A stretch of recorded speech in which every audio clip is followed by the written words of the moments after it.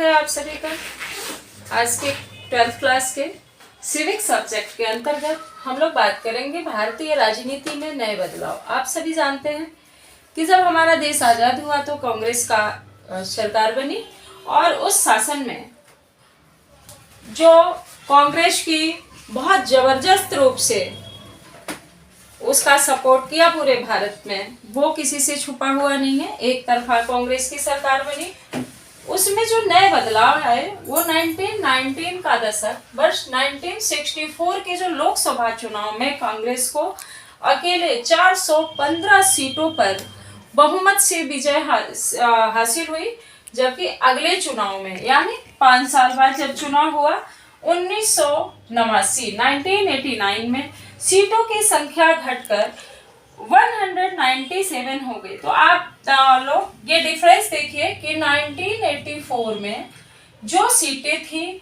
वो 415 थी और 415 से जो माइनस हुआ 197 थी, यानी कांग्रेस पर से आम जनता का विश्वास उठ गया था और बहुत ही कम लोगों ने कांग्रेस को सपोर्ट किया।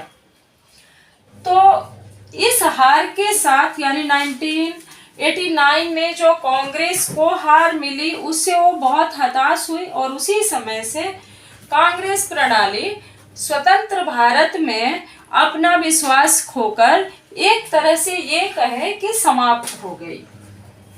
अब नेक्स्ट देखेंगे हम कि वर्ष 1990 को राष्ट्रीय मोर्चा की सरकार ने आरक्षण में मंडल आयोग सिफारिशों को लागू कर दिया और इससे अन्य पिछड़ा वर्ग जो था उसे आरक्षण देने का प्रावधान संविधान के अंतर्गत मंडल आयोग की सिफारिश के माध्यम से लागू हो गया।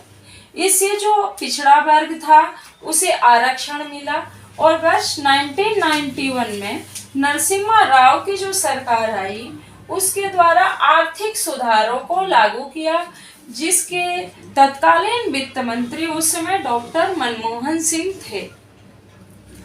अब बेटा इस सुधार में क्या क्या हुआ? उदारीकरण, वैश्वीकरण और निजीकरण को अपनाया गया।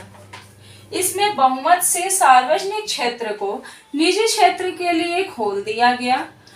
तो ये एक बहुत बड़ा आमूलचूल परिवर्तन था और इसी परिवर्तन को भारतीय राजनीति में नए बदलाव के नाम से जाना जाता है। अब हम आगे देखेंगे कि भारतीय राजनीति में जो बदलाव आए उसके परिणाम क्या हुए, क्योंकि जब भी कुछ नया होता है, कुछ चेंज होता है तो उसका कोई ना कोई परिणाम भी अवश्य आता है। अब इस परिणाम के अंतर्गत जो अनुसूचित जाति थे, जनजाति थे, अन्य पिछड़ा वर्ग, महिलाएं, अल्पसंख्यक, वो सभी लोग राजनीतिक सत्ता की वकालत की और दलित और शोषित संघर्ष समिति बनाई गई, जिसके कुछ समय बाद बहुजन समाजवादी पार्टी का उद्भव हुआ। तो आज के लिए बस इतना ही। नेक्स्ट वीडियो में हम आपको और भी बताएंगे कि बहुजन समाजवादी पार्टी के उदय के बाद भारत में जो राजनीति बदलाव आए वो कौन कौन से थे। वीडियो देखने के लिए बहुत बहुत धन्यवाद। नमस्कार।